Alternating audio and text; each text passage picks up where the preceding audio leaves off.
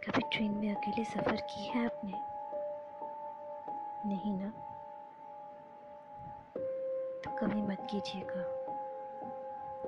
क्योंकि आज मैं आपसे जो कहानी शेयर करने वाली हूँ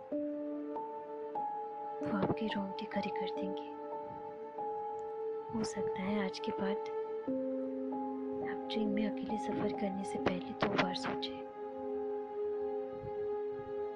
ये कहानी हमारी खुद की है।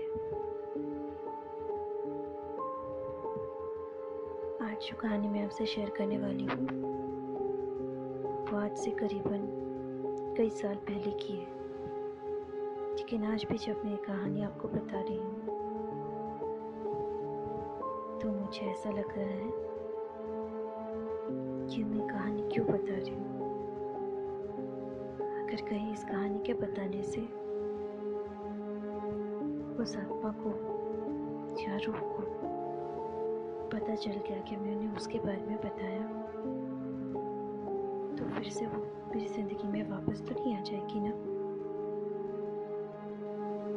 पता नहीं कौन होते हैं वो लोग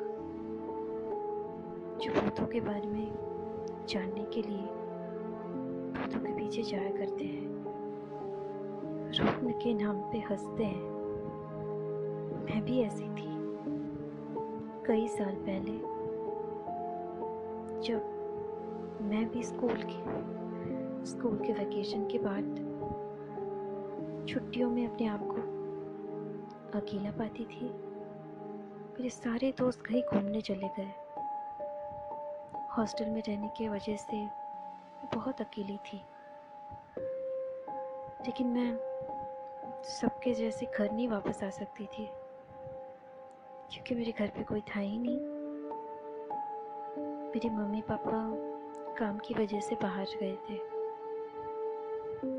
पापा का ट्रांसफरेबल जॉब उनको रहने के लिए मौका ही नहीं देती थी कभी हमारे पास, और जब हमें छुट्टी मिलती तो वो बिजी रहा करते थे। इसलिए जब हमने उनसे अपनी छुट्टियों में उनके पास जाने के लिए कहा तो उन्होंने साफ मना करके कहा, बेटा इस बार तो हॉस्टल में रह ले, बाद में तो हम तेरे पास आ ही सकते हैं ना, क्या करते हैं। मान लिया हमने और रह गए अकेले हॉस्टल में।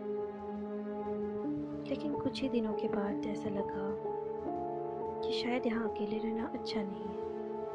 क्यों ना हम किसी एडवेंचरस ट्रिप पे जाए। परमिशन तो वार्डन दे ही देगी, क्योंकि उन्हें कहाँ पता है। इसलिए सब कुछ छोड़ने के बाद मैंने अपने मन को मना ही लिया। सामान थोड़ी सी ली और फिर सोचा कि आज हम किसी हॉन्टेड ट्रिप पे निकलेंगे। दोस्तों को भी पता चले कि हम में कितनी हिम्मत है। इसलिए मैंने सोचकर एक ट्रेन में ऐसे ही जाने की अकेले सोच ली। कितने बजे निकलना था? 6 बजे, शाम के 6 बजे। लेकिन अचानक लगा कि हॉन्टेड ट्रिप है तो थोड़ी एडवेंचर तो होनी चाहिए। तो मैंने अपने आप को मना लिया और आखिरी ट्रेन में जाने का फैसला कर ली। कहाँ जाना था वो तो हमें भी नहीं पता था, मगर हाँ, कुछ 1-2 हफ्ते पहले, जब छुट्टियों से पहले हम दोस्तों में बातें हो रही थी कि छुट्टियों में क्या करना है, तब मेरी एक फ्रेंड थी रचना। उसने कहा था कि हमारे हॉस्टल के बस थोड़े ही देर पे एक आंटी है जो हमें खाना दिया करती है कभी कभी स्टॉल में। तो उन्होंने बताया कि हॉस्टल के बाहर 2 स्टेशन के बाद एक हॉन्टेड स्टेशन है। वहाँ के ऊपर से ट्रेन जाती तो है मगर वहाँ रुकती नहीं।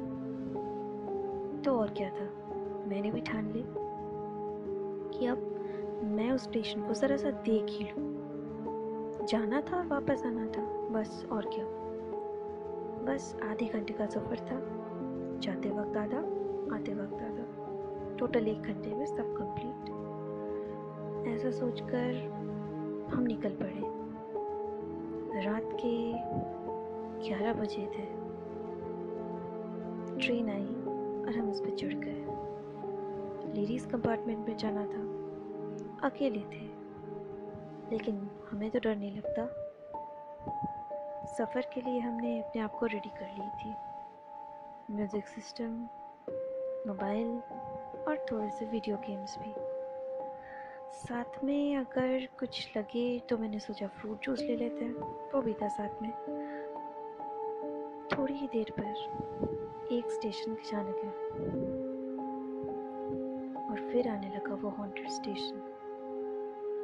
मैंने खिड़कियों से झांक कर देखने की कोशिश की। अजीब है, ना कोई लाइट ना कोई और। फिर स्टेशन पे ट्रेन क्यों नहीं रुकती? सारे के सारे बुद्धू हैं।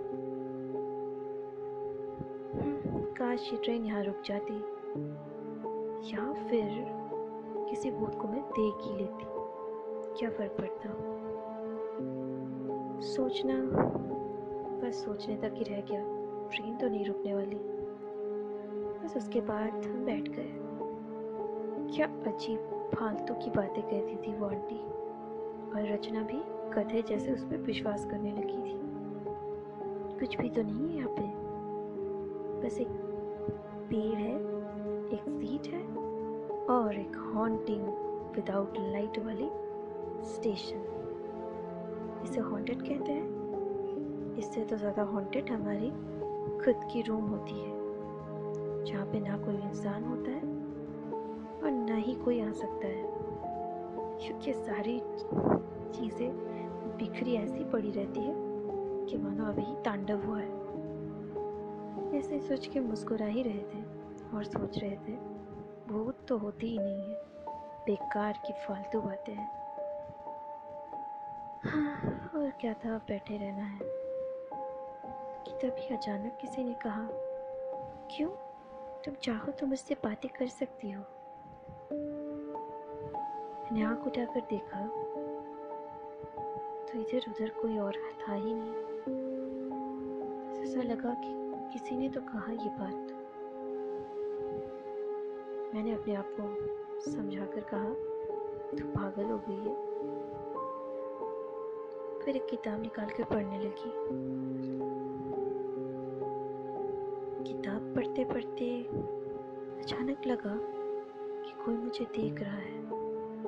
आंखें उठाई तो सामने एक औरत बैठी हुई थी।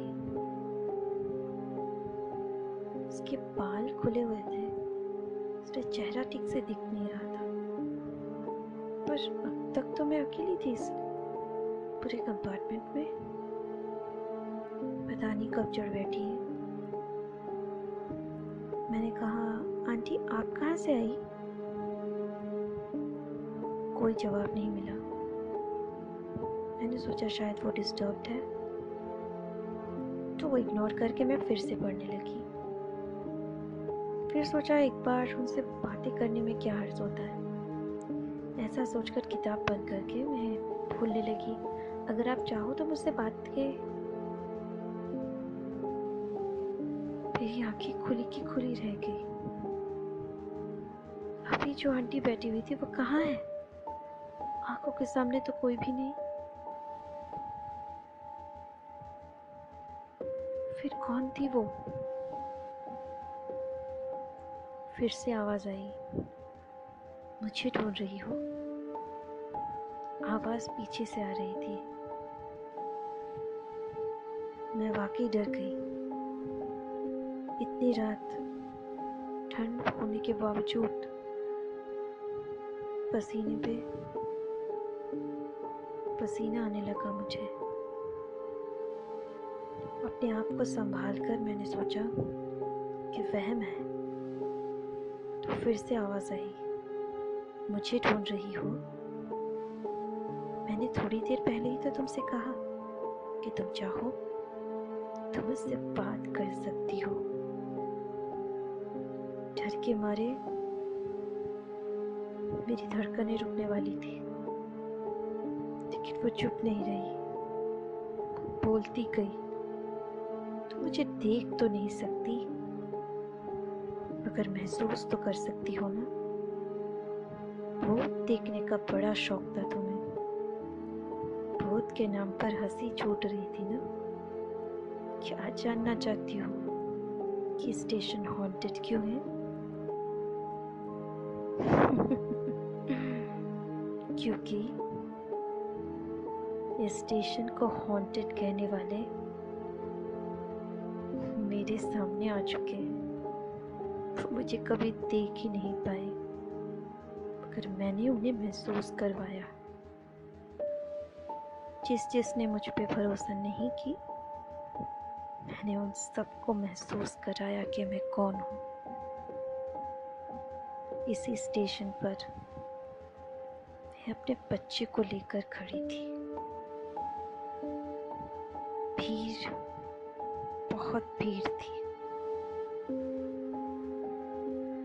चढ़ने के लिए धक्कम धक्काई, और इसी धक्कम धक्काई में मेरा बच्चा मेरे हाथ से छूटकर रेल की पटरियों में जा गिरा, मगर किसी को परवाह नहीं थी।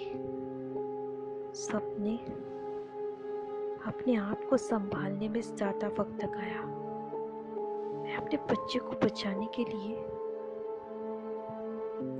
जब ट्रेन चलने लगी तो मैं कूद पड़ी, और बस देखते ही देखते मेरा बच्चा और मैं दोनों कट के रह गए। मौत ने हम दोनों को अपने लपेटे में ले ली। अगर तुम इंसान, तुम्हें किसी की परवाह नहीं, इसलिए मैंने तुम लोगों की परवाह करनी छोड़ दी। किसी को पता नहीं, लेकिन तुम जानना चाहती थी, इसलिए मैंने तुम्हें ये कहानी बताई। और भी ज्यादा कुछ देखना चाहती हो तो मैं तुम्हें दिखा सकती हूँ। देखोगी मुझे? मेरी आवाज रुक गई। मुझे लग रहा था कि जैसे ये सब कुछ सपना हो। मैं एक पल के लिए ये सब कुछ भूल जाना चाहती थी कि मैं ट्रेन के ट्रिप पे आई हूँ, मगर क्या करती, कुछ नहीं बोल पाई। फिर अचानक किसी ने कान के सामने आहिस्ते से कहा, भरोसा है मुझ पे? तो ये देखो।